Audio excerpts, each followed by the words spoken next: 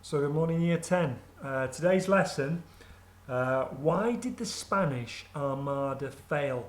So we've looked at the causes of the Armada, you've watched the video, so you will know some of the reasons why the Spanish Armada failed. And today's task was to basically fill in the table, the worksheet that I've just uploaded today, and you will have been looking at or looking for strengths of the English, weaknesses of the Spanish, and bad luck, because all of these have a part to play. The question is, which reason is the most important? So hopefully you've had a good go at that already, and you might have been thinking, well, I think I've got that all sorted now, but there might be a few things I've forgotten. So let's have a look together. So I've made this little visual here so you can have a look at this, and that will hopefully help you, and it will certainly help me to arrange my thoughts. So let's have a look at these things. So starting here in the top left corner, you could say, first of all, the first thing to take into account is tactics. And with this, we're talking about the superior tactics of the English and the weak tactics of the Spanish. So there's certainly things to put into the strengths of the English column here. So what were the English tactics?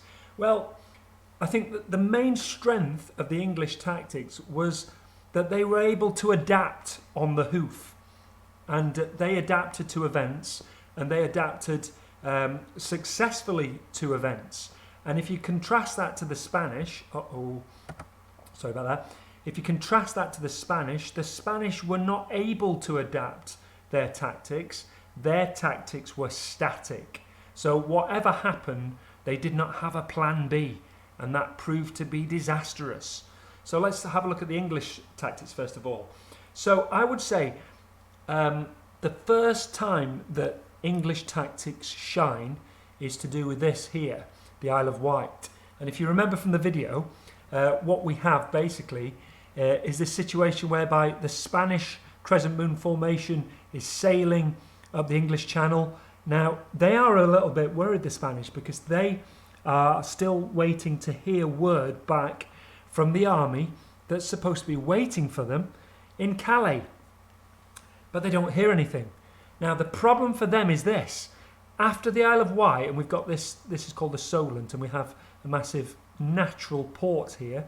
Okay, this is a safe place where ships can dock. After the Isle of Wight, there are no more safe ports all the way along the English coast, or indeed along the French coast until Calais.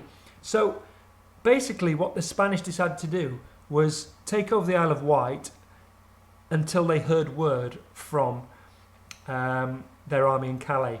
So if they'd have managed to do that, I think it would have been game over. And the English realised that. So the English, first of all, had to stop the Spanish from invading the Isle of Wight, and they did that really successfully. If you don't know what I'm talking about, watch the video, because it goes into it in detail there. Basically what happened here, there was a battle here. The English managed to distract the Spanish long enough so that the Spanish actually started to float away towards what's called the Hours, which is a deadly bunch of sand banks which are really shallow, and all of their ships could have run aground. And from that, they had to turn out into the open sea. So the first English strength in terms of tactics was the fact that they were able successfully to think of a way, a clever way, to stop the Spanish being able to take over the Isle of Wight. And they did that really successfully. So that was that. The second, I think, most crucial tactic they used was this, and you know what I'm going to talk about here. It's the fire ships. So for days now, the Spanish and the English have engaged each other along the English Channel. And, you know, yes, the English have managed to stay away from the Spanish and not be boarded, but they've not managed, really, to do any damage upon the Armada at all.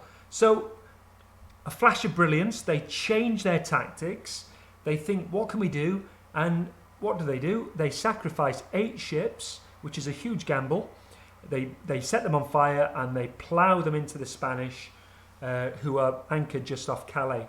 And it is fantastic tactic because it scatters the crescent moon formation.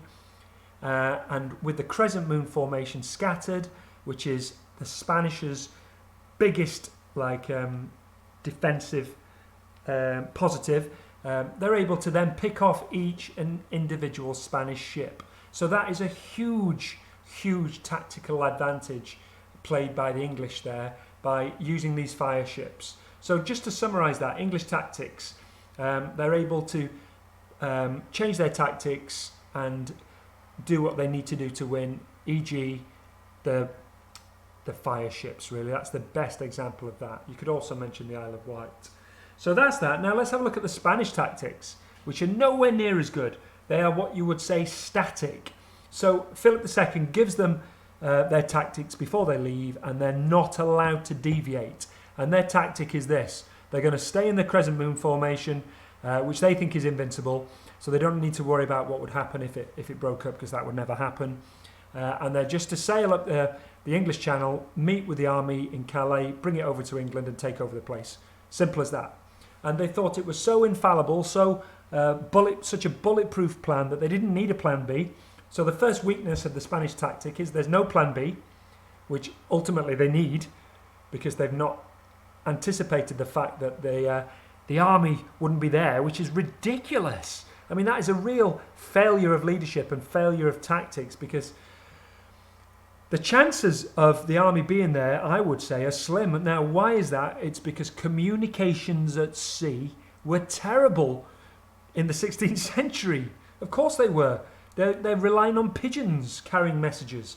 So for them to coordinate between the Armada and the army was a real gamble, and it didn't pay off for them. So their tactics were flawed.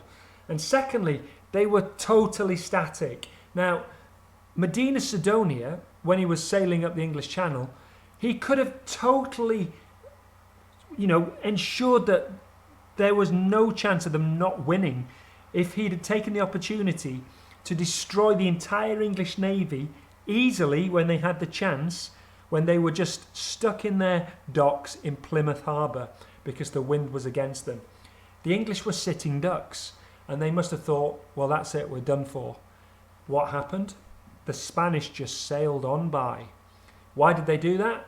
Because Medina Sidonia was under strict orders just to carry on, to stick to the plan.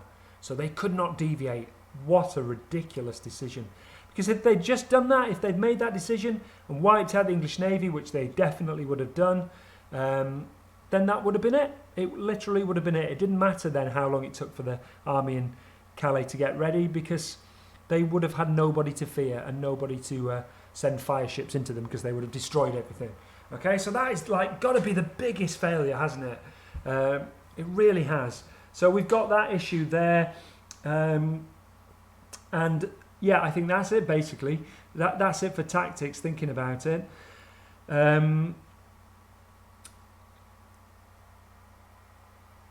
So yeah, that's that. So let's think about next, leadership. Now this one's more straightforward. The complicated one, I would say, is tactics.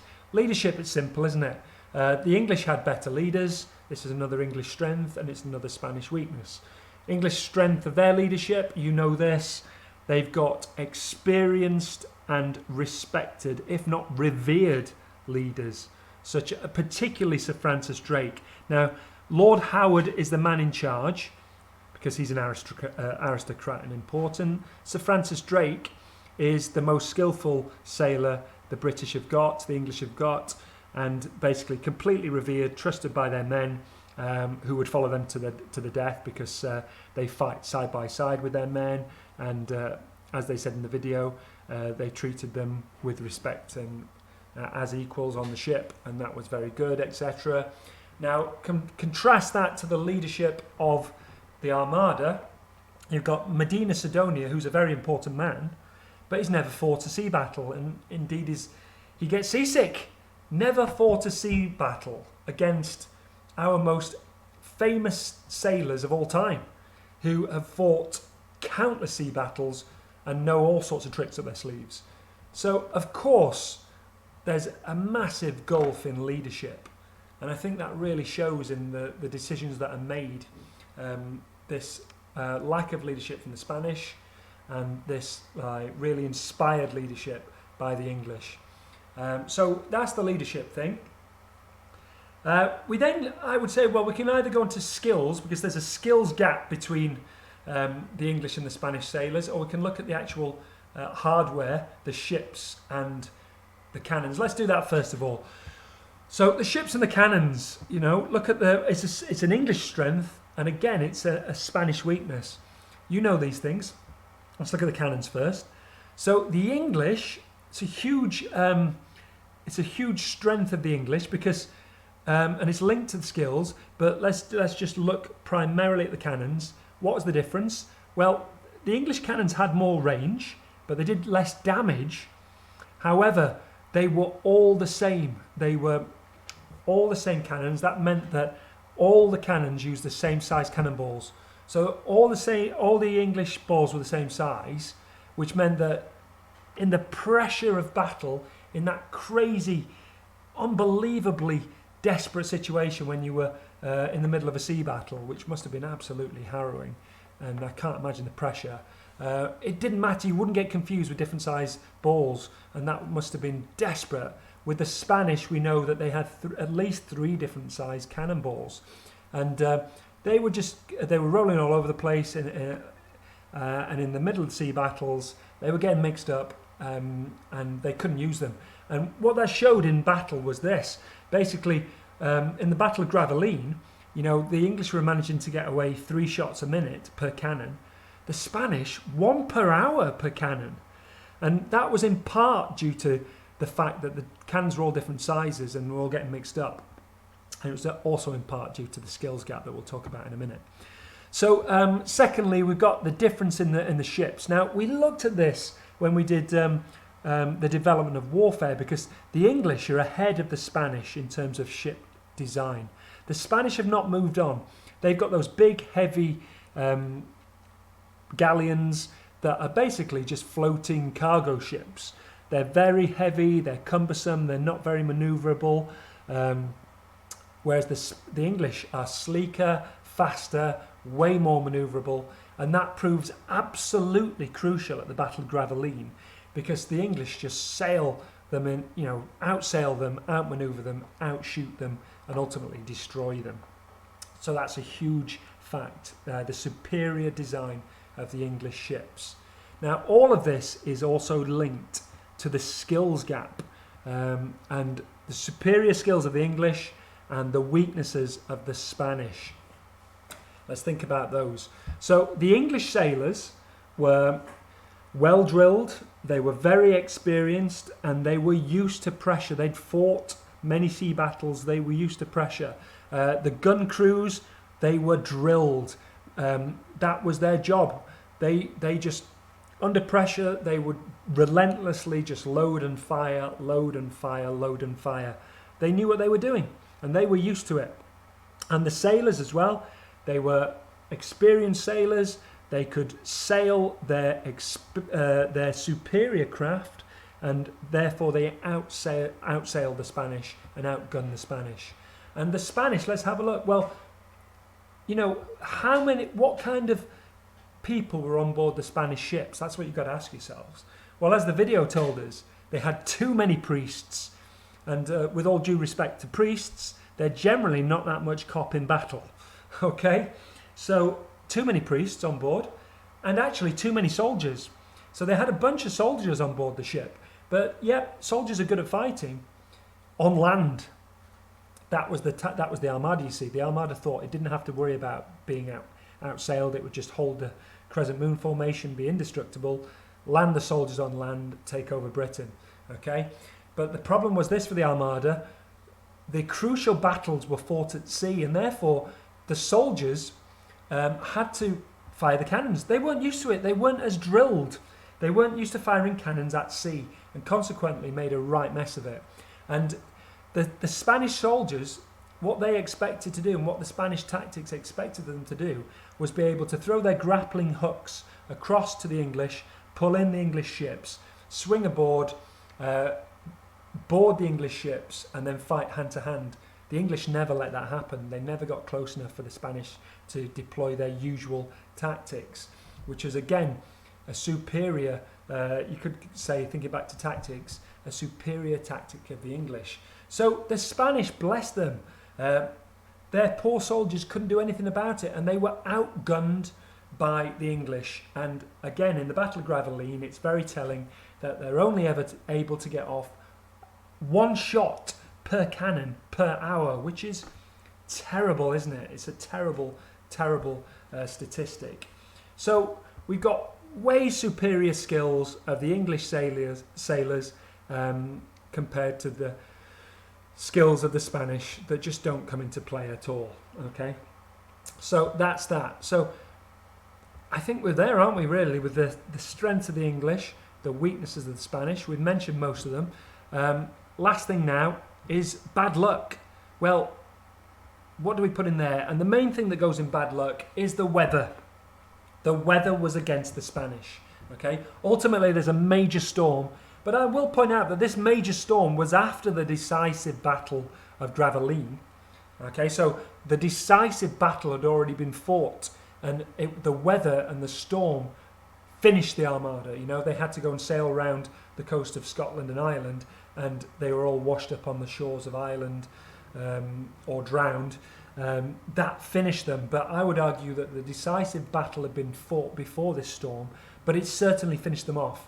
However, it has to be said as well that the weather was not favourable to the Armada once they got past the Isle of Wight. So when they were actually at anchor around Calais, waiting for their army that never appeared, the weather was bad there as well. So that's worth mentioning. And the other thing that the Spanish would say would be, well, it's bad luck that the army was not ready, because that was really what did for them. It was bad luck. If the army had been there ready, they could have just jumped on board the ships and sailed over to England, and the English would never have had the chance to send in the fire ships. Now, you could argue that that is bad luck, that the army wasn't ready, but I personally think that that's just a Spanish failure myself. It's a failure of tactics, because, well, they relied on communications at sea, which were terrible. And if you've got an entire plan revolving around the fact that they need good communications at sea in a time of bad communications at sea, you know, somebody's made a mistake there in my eyes. I think that's a cop-out to say that it's bad luck. I think it's a Spanish weakness. Right, there we are. So I think that's everything covered.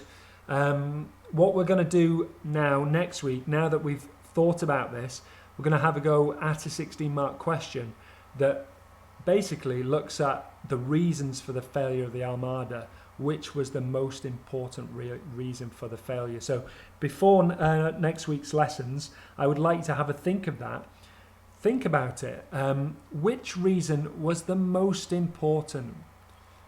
Okay, thank you very much. I hope you guys have a good weekend. Thank you very much for listening.